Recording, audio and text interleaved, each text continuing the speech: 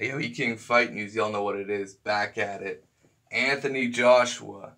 AJ fires back at Carl Froch over his little statement about Deontay Wilder hoping he wins so he could have a sweat a little bit and make Anthony Joshua feel some heat. Well, here's what Anthony Joshua had to say about Carl Froch. And I got a training video. Exclusive training session of Anthony Joshua, so we're going to look into that real quick. Alright, so let's check out Anthony Joshua going in on Carl Froch. Anthony Joshua. Oh, this is from December 2016, but he reposted this. Carl Froch's face when I do more than 80,000 at Wembley. Oh man, that's funny.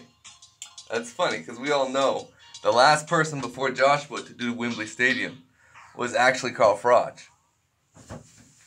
In terms of boxing, right? And he did that fight with George Groves. It did massive numbers.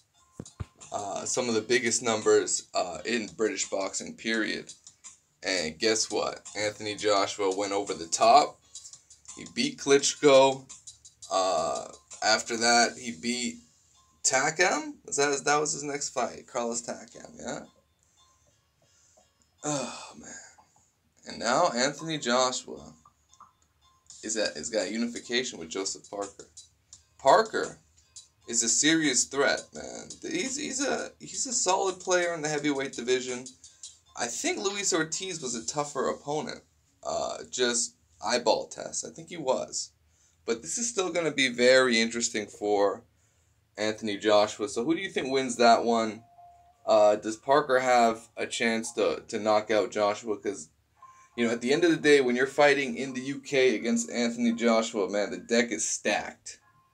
It's officially stacked against you, and you really need to go the extra mile to try and get a victory. That's why, if Parker thinks Joshua has a weak chin, he better try and fucking crack it. I'll tell you that much. So we're going to check out Anthony Joshua training video right now.